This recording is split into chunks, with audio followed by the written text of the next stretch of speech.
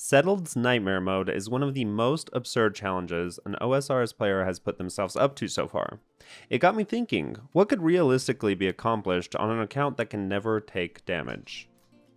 First of all, we need to talk about which bosses he can actually complete. Some bosses are locked behind quests that he won't be able to complete, so we can knock those off. Zulrah cannot be accessed because it is locked behind the Regicide quest, and there is unavoidable damage in that quest.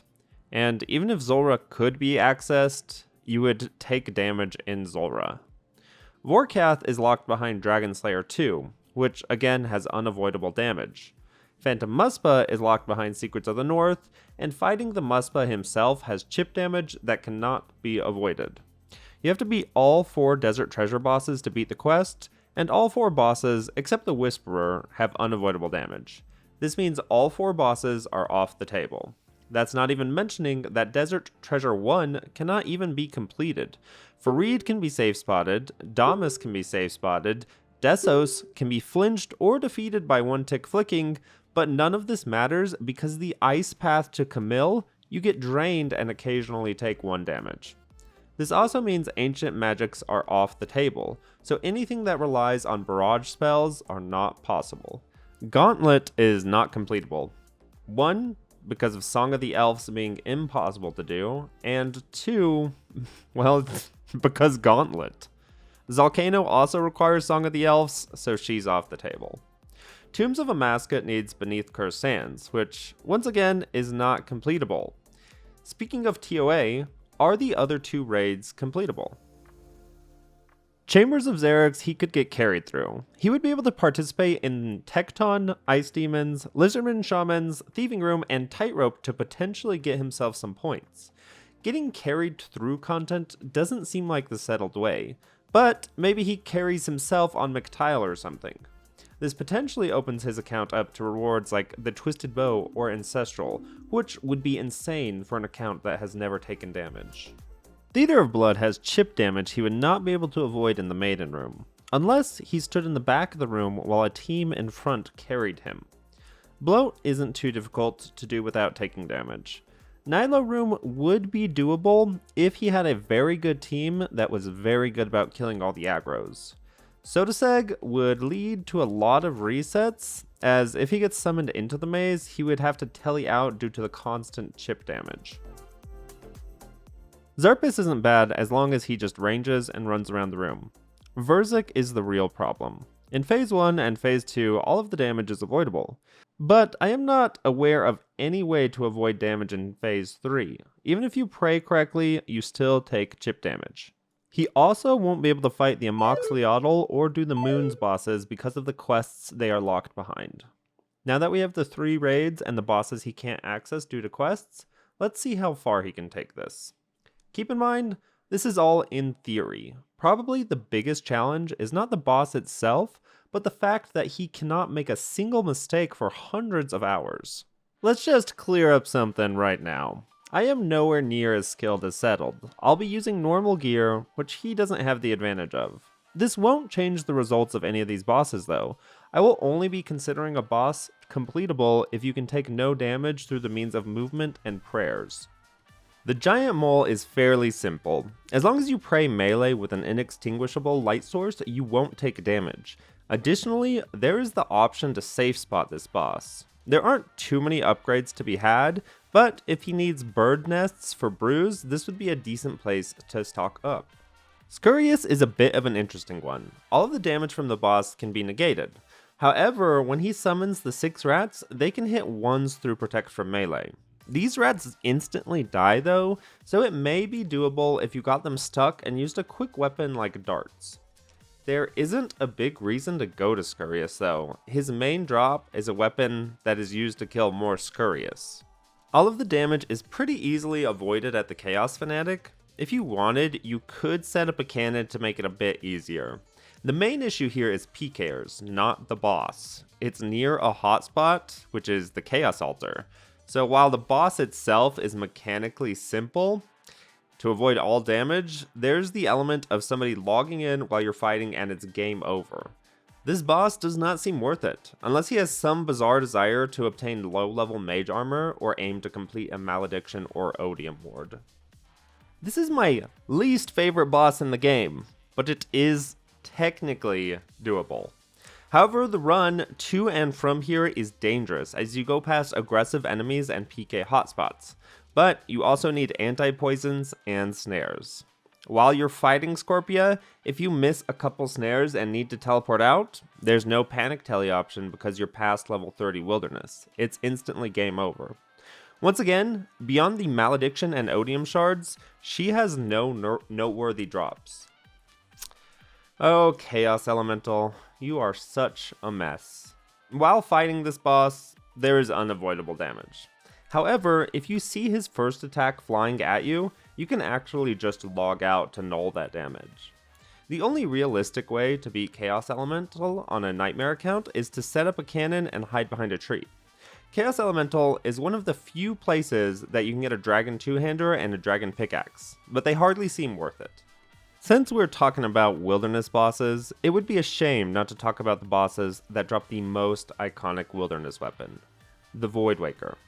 I'll be talking about the singles versions, as in the multi versions, if anyone enters the cave, a Nightmare account is dead, as they would have to go through the escape caves, which has unavoidable damage. I'm trying to get up to 10,000 subscribers by the end of the year. I would really appreciate a like and subscribe. Back to the no damage bosses. Of the three, Artio is one of the harder ones to avoid all the damage, but it's definitely achievable. When Artio spawns his traps, they never spawn on your character, so it's a matter of good pathing to avoid those. As long as you can keep up with the entangles and prayer switches, this boss is doable. PKers aren't a huge issue here, as you're below 30 wilderness and you have plenty of time to teleport. Artio has really good drops in general, but the main thing we want from him is the Voidwaker piece. Now we can head off to Calvarion to get our second Voidwaker piece. Calvarion is a bit scarier, as his light attacks hit a 3x3 area. However, they are much more spread out and fairly easy to avoid. When he summons his dogs, you just need to put on Prey Melee, and this boss is simple to do without taking damage. Well, I say simple, but it would be simple to do 1 or 2 times in a row. It's a whole nother beast to grind a Voidwaker on this type of account. Alright, we are at 2 out of 3 theoretical Voidwaker pieces. Let's lose our account to a green dragon real quick, and then go into the spider. Luckily, Spindel doesn't have chip damage, and we can fully pray against her attacks. Except when she summons her spiderlings, those dang spiderlings. She will summon 2 at a time, and they allow Spindel to hit through prayer while they're alive. Even killing them as quickly as I could with darts did not kill them in time. The only way I could potentially see this working is if he left the cave, killed the little spiders on an alt without attacking Spindel, and then re-entered the cave on the Nightmare account. It doesn't seem to me that a Voidwaker is a realistic goal on this account. But it is settled we're talking about, so who knows. The last wilderness boss is the King Black Dragon. First, you have to pray Eliop isn't sitting outside of the lair. And then... nope, just nope. There's nothing clever you can do to avoid damage here. This is one of those tank test bosses where he slaps you and you take it and you like it. A little bit at least. Let's go see another spooky spider about her web. Sarachnis herself won't damage you if you pray correctly. The real issue here is when she summons her little spiders, you are getting hit by melee and mage attacks on the same tick. Sure, he could technically get lucky and they all hit zeros, but that's very unlikely to happen, so we're just going to say that this boss is not completable. This next boss does require a quest, but luckily it's a quest that's already been completed, the Priest in Peril to Axis Mauritania. The nightmare resides in sleep. Unfortunately for us, this boss instantly ends the account, because even if you pray against her attacks, they all have chip damage. Thanks a lot for that, Jagex. Lucky for us, Jagex released Phosani's Nightmare, where if you pray correctly, you do not take chip damage. Unfortunately, even if you do everything perfectly, after the Sleepwalker phase, it deals 5 damage. Just because. Yep, thanks a lot. For the two giant bosses, Bryophyta and Obor, there should be no issue getting the Giant's Key and the Mossy Key. Bryophyta, you can stand at a distance and range her, and she will only use her mage attack. This means you can pray against it. The issue is when the growthlings spawn. However, she only has a 1 out of 5 chance to spawn them each time she attacks, so theoretically, Settled could teleport out each time she spawns them for a chance to get really lucky. This does seem like a lot of effort for a boss that doesn't have any good drops though, unless you really want that Bryophyta's essence. Obor is an account ender. You can freeze him to avoid his pushback attack, but Protect from range only blocks 50% of the damage. There's no good solution here. Settle's already done the crazy archaeologist, so there's not much reason to talk about the deranged archaeologist. He could do it, but there's not a lot of reason to, unless he's going for the combat achievements. The only reason he may not be able to complete this boss is the swamp monster on the way to him. I actually don't know how to avoid this dude. If you know how, please let me know in the comments. I know he always frustrates me when Leagues rolls around. The Mimic cannot be completed without taking damage. My series, Collection Grandmaster, makes it so I can't really show off this boss right now. Not that Settled really needs the chance at 25 Wine of Zamorak from the Mimic anyways though. Hespori randomly chooses between a range or a mage attack, and praying correctly only reduces it, not negates it. This makes Hespori impossible, so Settled will unfortunately never experience the joy of a bottomless compost bucket on his Nightmare account. Skotizo could be completed with relative ease. There aren't too many good drops from him, but it is a good source of combat achievement points. Slayer will be hard to train on an account that can't take any damage, but not impossible. So let's take a look at the Slayer bosses. Let's just rip off the band-aid. Grotesque Guardians are impossible. The same goes for Kraken, Sire, Cerberus, and Araxor. This means the Black Tourmaline Core, the Trident, the Abyssal Bludgeon, Cerberus boot upgrades, and the Noxious Halberd are all impossible to get. Thermi is technically possible to complete, but there's not a lot of reason to unless you want combat achievements or the Smoke Battle Staff, as the Little Smoke Devils also drop the Occult Necklace. Alchemical Hydra is completable without taking any damage, and you would get a ton of combat achievements for doing this, as well as the chance for a couple of good drops. Killing the highest level Slayer boss in the game would be a pretty intense goal, but is it Phase 3 worthy? Kalphite Queen will blast you to pieces the moment you enter her lair. She is definitely one of the bosses of all time. A huge issue with the Dagannoth Kings is getting to them without getting hit. And then you are rewarded with spinal lips you can't pray against, so it was pointless to even make the journey from the beginning. Corporeal Beast isn't a good time. Trust me on this one. The 4 God Wars dungeon bosses. If we were able to complete these 4, we can get access to Nex. Nex is impossible, she's the chip damage queen. But the question remains, can we do any of the God Wars dungeon bosses? Kriara has a ranged attack, and attacks at a different rate than her minions. This makes it impossible to even have a chance to start flicking. But there is a bigger problem here, and this problem affects all 4 of the bosses.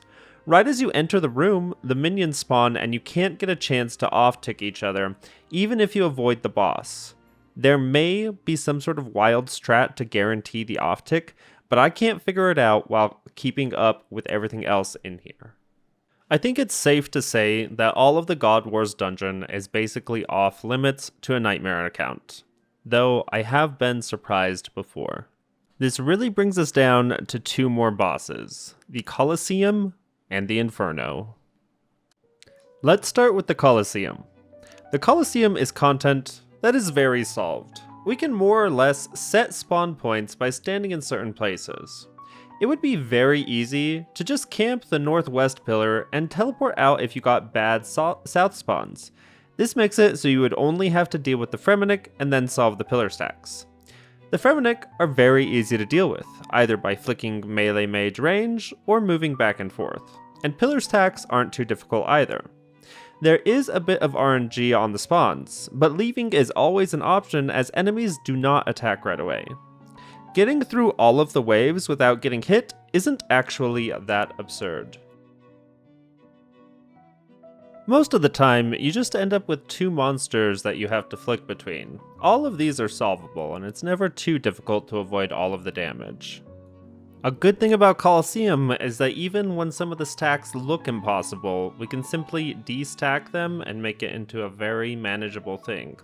Even on a Nightmare account, it's scary, but it's not that scary. Soul would likely result in a heart attack from the stress. I love this boss. There's not much RNG involved in this fight, and thank goodness there's no chip damage. The worst thing that could happen is unfortunate light pool spawns, but if you don't have the mind of an 80-year-old tortoise like me, you should be able to avoid them.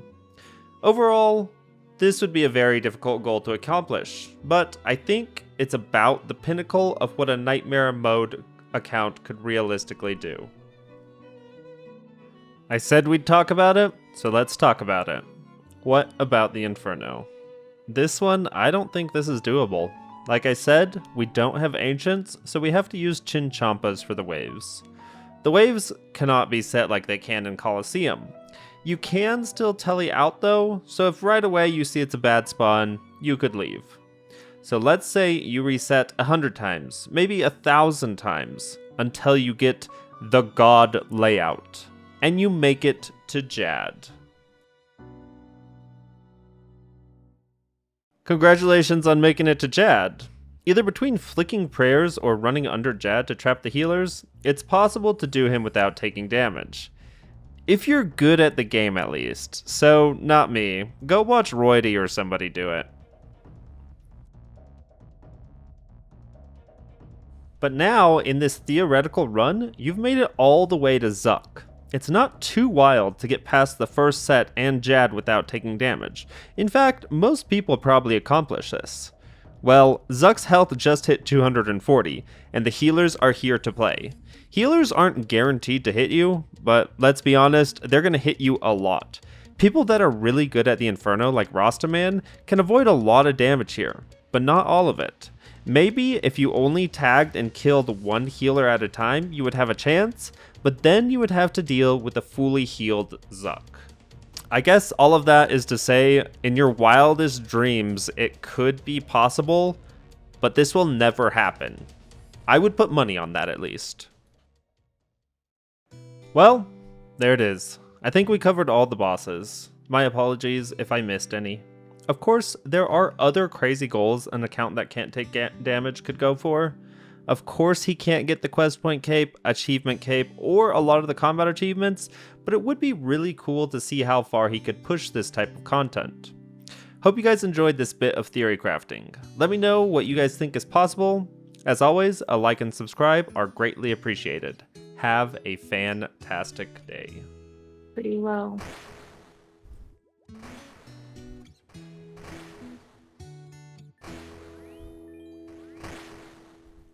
Are you kidding me?